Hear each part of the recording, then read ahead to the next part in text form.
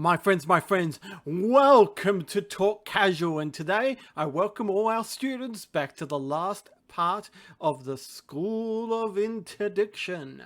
Today we'll go through the final part of this three-part series. It was supposed to be a two-part series, but I decided to make it a three-part series now, and we're going to look at the rest of the cards for the Interdictor. So that'll be Targeting Scramblers with Captain Brunson, and then the G-8 experimental projectors.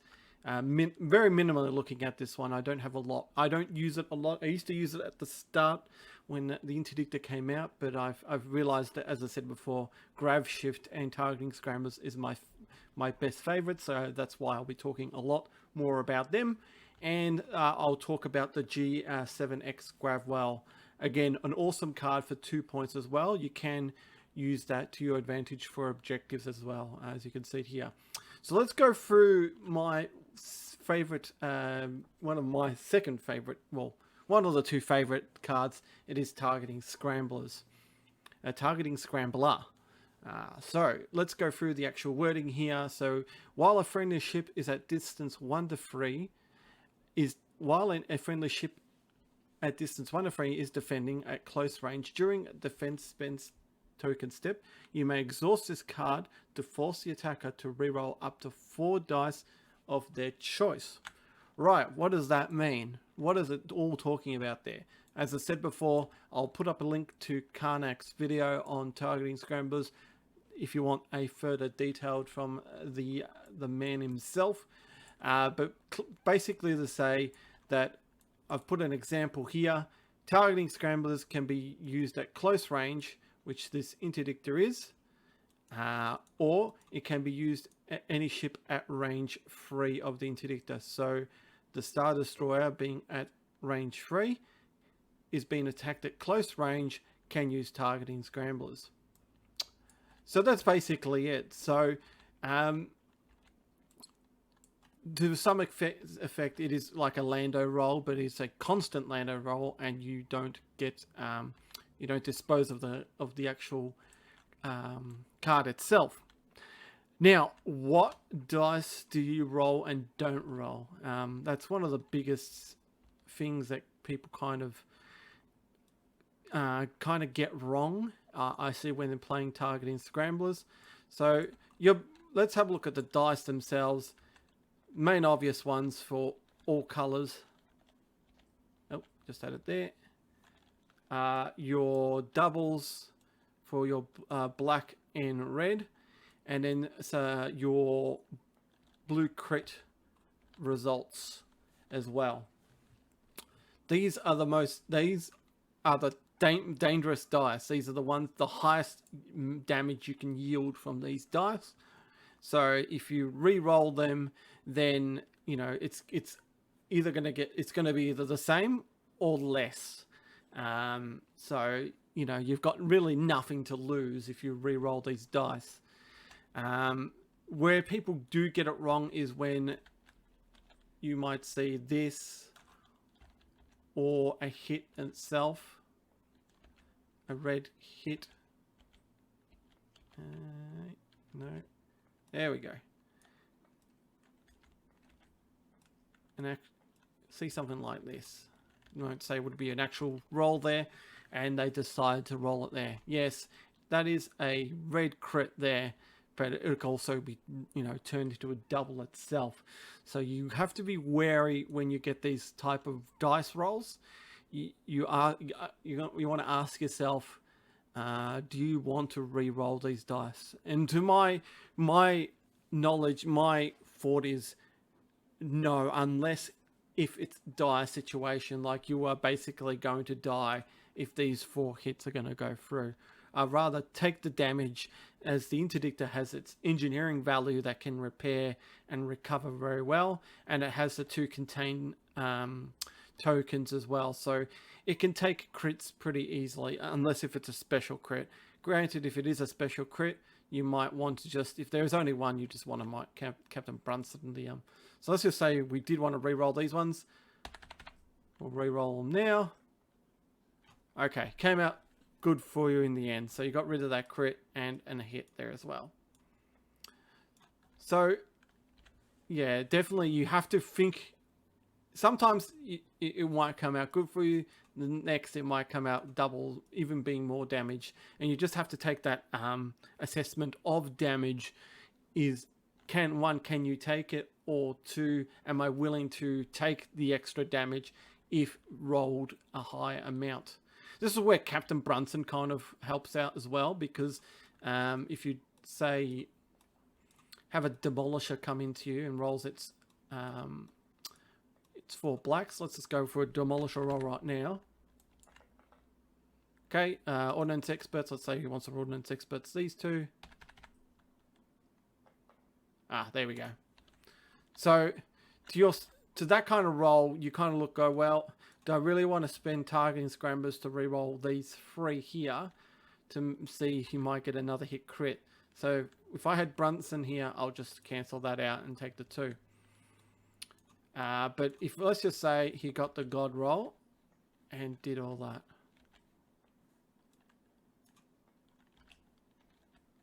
Got the God roll. Yeah, if you have something like that, you definitely want to targeting scramblers that one. So let's say you got the God roll. So targeting scramblers. Okay. Brunson's not going to work this time round, so at least you'll get rid of 1 and it'll be a hit 3 and you'll get an APT. You know, sometimes it's luck of the draw. If it was something like this, again, if it's something like this as well, I'll just stick to the 3 dice. Don't roll that hit. Just take the hit as you can. Roll, roll, roll. Perfect. You know, so that's what happens with targeting scramblers. Sometimes you get good, sometimes you get bad. So it is up to you and what your ship can take, and what if you are going to risk it, if you can take extra damage. As I said, if it is your last, you know, hurrah to make sure the ship survives, then by all means go and use it there. So as I said, first things first, always use targeting scramblers before Brunson. If you're going to use Brunson, then don't use targeting scramblers. Or unless if you want to save it for another attack, then definitely keep, you know, you got to keep your options open. So if you've got multiple hit crits, then definitely targeting scramblers will be your best friend. But if you only have 1, then Brunson will be better for all that. As I said, if it all depends on how many shots you're getting on that round. So if you're double arc, then you'll just wait to that better shot for targeting scramblers, that bigger shot. And Captain Brunson can help you out with smaller damage there. So that's how I see damage myself. So let's just go with an actual scenario here. So this MC75 is shooting the AEST. So it's rolling 3 blues and 2 blacks. So let's go with that. 3 blues and 2 blacks. Roll, roll, roll. Okay, so let's just say he's got racks as well. He'll add in his racks, most likely. So let's roll, roll, roll. Ouch. All right. This is where you kind of go, well, can I take a hit crit? Well, that's really the main dice that you really want to reroll are the 2 with targeting scramblers. You can't use Brunson on the other on the ISD, but definitely all you really want to do is reroll these 2 with targeting scramblers. So let's reroll them. Okay, perfect. So you got rid of 2. Brace it down to, so we got 7 hits. Brace it down to 4 instead of being 9. So, you know, much better than 5. So you lost 1 damage there. So probably not the best example there, as I said. Let's just say you did go for the whole Hail Mary reroll. What do you want to reroll? Definitely just keep it to the blue dice, I'd say. If you really want to risk it there, at least with blue crits, you can kind of contain the crits there. So let's go for the whole full dice. And again, same result really there. So yeah, those dice that you want to reroll, it's the blue crit, the blue hit is always that kind of half roll. So you can kind of get away with rolling a blue hit. If you get a blue crit, and if there's another crit, there's no bother. So if you do, and of course if they just roll an accuracy, it is a blank, because the spend dice mechanic has already been passed, so you can't spend to stop defense tokens. So if they do roll accuracies, they're blanks, unless if you've got the SW7s where the accuracies turn into hits. You can't targeting scramblers that no matter what, that's always going to be a hit there. So remember to know that if they have that card, then there is no, unless if you want to get rid of a blue crit, there is no way to cancel out damage there. So hopefully that's giving you some ideas and advice on how to use targeting scramblers. As you said, it works for any ship at range 3 of yourself. So this AEST gets it. And of course, you are friendly to yourself at range 1, so it works on you. So let's go through an actual attack from the MC-75. The MC-75 has decided to go from side to the front of the interdictor. So it's got 3 and 2. So let's do that. Let's go for a mock attack. 3 and 2. So it's roll, roll, roll. Okay. See, there on my personal experience, I'll just Brunson that out and take the 3, or brace it and redirect it, what you need to do. Let's just say you wanted to targeting scramblers. Let's see what's going to happen here. So let's just say, well, definitely want to re-roll that one and that one. Well, all 4 minus the blank, of course. So let's roll, roll, roll. Oh, it's a blank. Let's just say that. And you get lucky. Sometimes you get lucky, sometimes you don't. So you take a crit, and then of course you can just Brunson that crit too. So that's if you really want to push it. Sometimes, as I said, you can re-roll all of them, and something more dangerous is going to come. But it looks like my dice rolling has become really well here. So again, the question you need to ask yourself for targeting scramblers is, do I need to re-roll it? And can I take the damage that if I am going to take it, can I take it? Even if it is extra damage as well. Because as I said, if you are on your last legs, then definitely want to re-roll. But if you've got multiple attacks coming into the interdictor, maybe you want to save it until something hits you big time with that. All right, that's really with targeting scramblers and Brunson. That, you know, as I said, most of my interdictor builds go with that as well. So I'm going to touch on the G7 and what that can do for you. Most objectives the one that really goes really well is surprise attack. Because why do you ask? Because you know where the flagship is going to go, and you want to put it, say, here. And of course, he is now speed 0. So if you've got an Onega, and of course, he won't be able to move unless you've got Ramus or something like that, who'll give him an actual nav token or something like that, then you definitely want to... it might not help you, but if you have Cataclysm Onega there, you'll have a free shot onto the on the flagship and basically destroy it, basically attack it without being used on defense tokens. So it's really good with the G7s.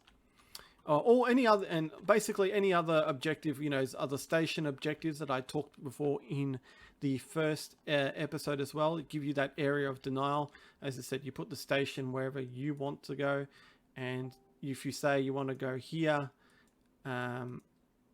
so you know, it gives you that area of denial where if they do place their ships here, they'll go to speed 0, but you'll have the you'll have that advantage of them being slowed down, so it'll take a bit longer for them to get on towards your station. Also the rift ones as well too, so you know, have that double area of denial where you can stop those players coming towards you as well with the rift and the Gravewell there. So any of those area denials, those, you know, abandoned mining facility, fire lanes as well too. If you can stop them coming towards and grab the fire lanes, it could be a good choice. Doom Station as well. It basically, you can either, you know, stop, you know, them coming towards you, contested outposts, Also, you can use it on yourself as well too, if you really want to stop yourself from moving, like say the Onager as well, to use the Raykill title. There is no stopping yourself there. You can use that advantage to yourself to get yourself straight onto speed 0. But that area denial there, as you can see, if placed correctly, you can almost half of the board's been taken away for your opponent to deploy. And finally, as I said, it's going to be a short one, as these two cards aren't really the ones I use a lot. But the G-8 experimental projector, so basically, so before an enemy ship at distance 1 to 5 resolves a determined core step, you may exhaust this card to temporarily reduce its speed by 1 to the minimum of 0 until the end of the maneuver. So what does that mean? So let's just say this MC-75 is at speed 2. If it's saying, right, I'm moving. You tap the card and it temporarily reduces its speed. It doesn't mean its speed dial is changed. You just temporarily it's still set onto whatever speed it is, and it is reduced down to 1 to minimum of 0. So if it is at speed 1, it stays at 0. If on speed 2, it goes to 1, and on speed 3, it goes down to 2. Now, why does it say temporarily? Well, let's just say that on speed 2, we've chucked our Gravwell, the Gravwell on. So what happens is the Rebel player can use a nav command or token to speed up to speed 3 and move only speed 2. So he can do that. There's nothing stopping that there. Now, if he's on speed 3 himself and he's temporarily reduced to speed 2 himself, he can't speed up anymore. So he can't use a nav dial or token to go up to speed 3 because the MC-75 does not have a speed 4 on its chart. So it is stuck on at speed 2. But anytime, if it has a higher speed, it can go to the next speed up if they have a command or token there. So that is basically it for those cards there. As I said, if you've got any queries, comments, questions, I've been, as people may know me well, I've played Interdictor so many times, and I can definitely run through some things if I've missed them, or some queries or list building with interdictors. As I said, I'm more than happy to answer any questions there. And I hope this 3-part series has been informative for you to understanding a ship that really people kind of don't understand it, or kind of brush it off as just being a support ship. But if in the right hands, the Interdictor can be a very powerful tool in your fleet, and it can help you either defend your fleet or help you with objectives, with objective point scoring, and of course and the area denial, so, and also slowing down the fleet, so, and it stops the other opponent as well. So it both definitely can help you out in any type of match there, any way you kit it out. There is no right or wrong answer how to do it. This is my way of doing it. That's how I enjoy playing the Interdictor. But I do, to some extent, some people use the Gravwells with Constantine and with the pylons, and they like the speed shenanigans. Not my cup of tea. It doesn't do the greatest, I believe, but whatever you want to fill it out, it's up to you. The sky's the limit with Interdictor, and hopefully my wish is that there'll be another title card maybe in the future, and some other little things that come on that. And then let me say, the ship has come a very long way since coming out in Wave 4 itself. Yes, Wave 4, yeah, Wave 4. So all these upgrade cards that have come along have made it a much powerful ship itself there. All right, guys, that's it for today. I hope you enjoyed this information. I hope you get a lot out of these kind of players' tips and tricks. If you want anything else, any other tips and tricks for Armada, let me know in the comments below, and I'm more than happy to make some more videos. And thank you so much for watching, and I hope to see you on the battlefield. And remember, like, subscribe, follow us on the socials, and fly casual!